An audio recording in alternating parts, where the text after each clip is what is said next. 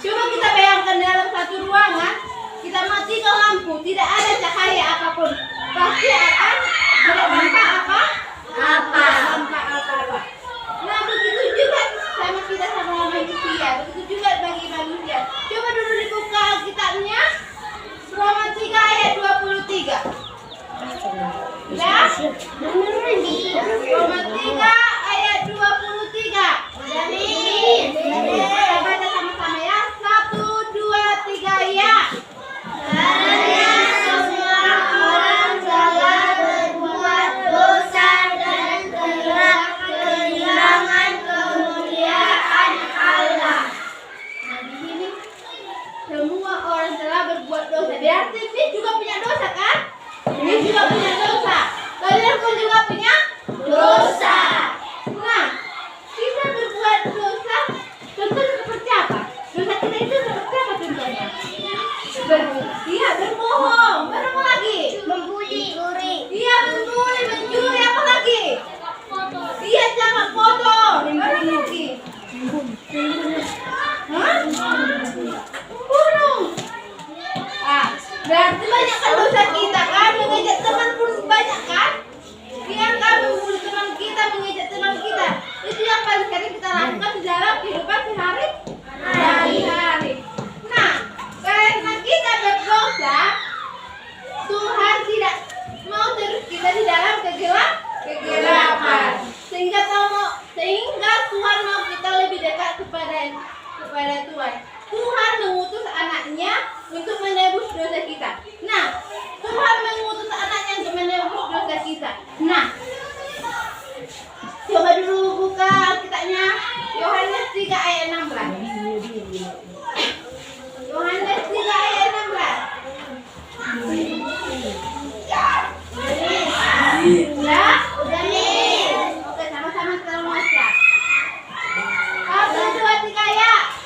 Karena begitu besar Allah akan dunia ini sehingga Allah mengaruniakan anaknya yang tunggal, supaya setiap orang yang percaya kepadanya tidak binasa, melainkan beroleh hidup yang kekal. Nah, di sini anaknya ya kan? Dibilang gitu kan mengutus anaknya. Anaknya itu siapa? Berarti Tuhan Yesus. Nah, Tuhan Yesus rela disalibkan untuk menebus dosa kita ya kan? Tuhan Yesus rela disalibkan untuk menebus dosa kita. Demi anak-anaknya. Demi kita yang berdosa ini. Sehingga Tuhan mau merelakan hidupnya untuk menebus dosa manusia, yaitu dosa kita. Nah, di situ dari Tuhan menebus dosa kita, apa yang harus kita lakukan? Apa yang harus kita lakukan? Dari menebus Tuhan dari dosa kita, apa yang harus kita lakukan? Iya, berterima kasih. Percaya kepada Tuhan. Percaya kepada Tuhan.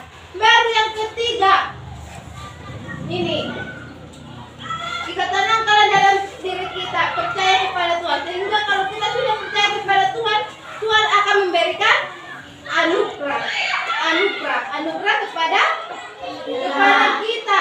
Coba dulu buka Alkitabnya Yohanes 1 ayat 12. Yohanes 1 ayat 12. Sudah? Amin. Oke.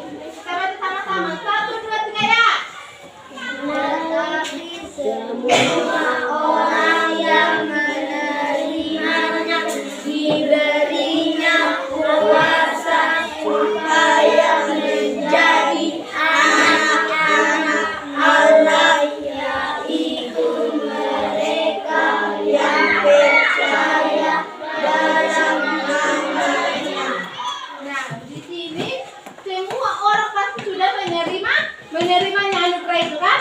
Sudah kita terima anugerah dari Tuhan kan? Dikasih kita nafas kehidupan. Iya, bangun tidur kita masih bisa bernafas kan? Iya, masih dikasih kita makan, masih dikasih kita udara segar kan? Masih kita hidup udara segar setiap hari.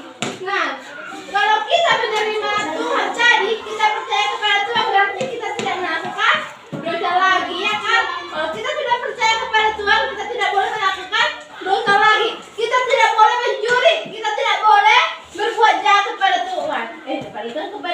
Kepada teman. Kita tidak boleh mengejek teman kita lagi, ya kan? Iya. Nah, contoh anak baik. Contoh anak baik. Contoh anak baik, dengar nih. Contoh anak baik. Siapa yang bisa memaparkan contoh anak baik di sini? Contoh sikap anak baik. Coba. Ya, buat ya, Sir. Iya, beribadah. Apa beribadah yang hari Minggu itu? Membaca Alkitab. Iya, membaca Alkitab.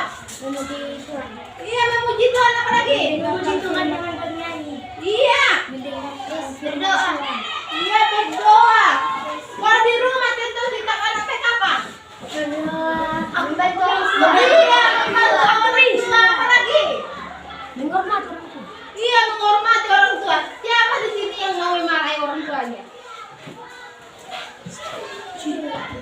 Siapa di sini yang mau memarahi orang tuanya? Iya, mulai nanti kalau pulang sekolah berarti kita tidak boleh marah-marah kepada orang tua. Kalau kita disuruh mencuci piring berarti kita harus makan. Kita harus melakukannya, ya kan? Iya. Nah, dan setelah itu kita mendapat anugerah ini. Kita disebut sebagai anak Tuhan. Kita juga harus bersekutu dengan orang lain. Jangan dibuka bukunya Yohanes 1 ayat 7. Sudah mis. Ya? Sudah mis. Yohanes 1 ayat 7. Oke, kita sama-sama bacanya. 1, 2, 3 ya.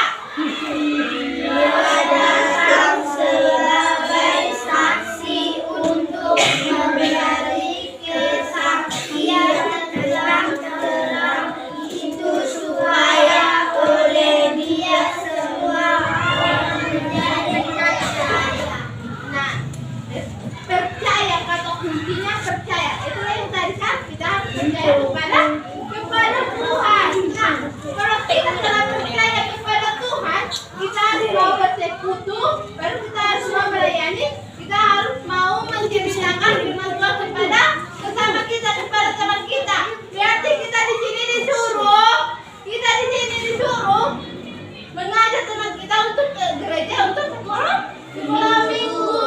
Nah, di sini kita dianjurkan tidak boleh malas-malas sekolah Minggu. Malas sekolah minggu.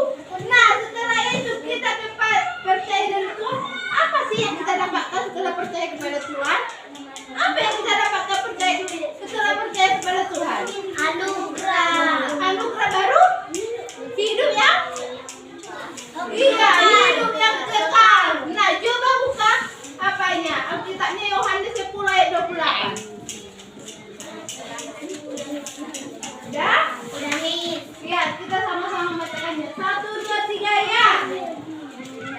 Dan memberi hidup yang kekal kepada mereka yang mereka pasti akan bisa sampai selamanya, dan seorang pun tidak akan merebut mereka dari tanganku. Nah, kalau kita sudah percaya kepada Tuhan karena pengorbanannya, kita tidak melakukan dosa lagi. Kita disebut sebagai anak Tuhan. Dan kita mau bersekutu, kita akan menerima hidup yang kekal dari Tuhan. Nah, di sini dari firman Tuhan hari ini kita belajar kita harus tetap percaya kepada Tuhan. Iya, kepada Tuhan. Kita di sini harus disuruh kita harus percaya kepada Tuhan. Dan mau hidup lebih baik dan tidak melakukan dosa. Tidak mau melakukan dosa. Berarti di sini mulai besok dan seterusnya kita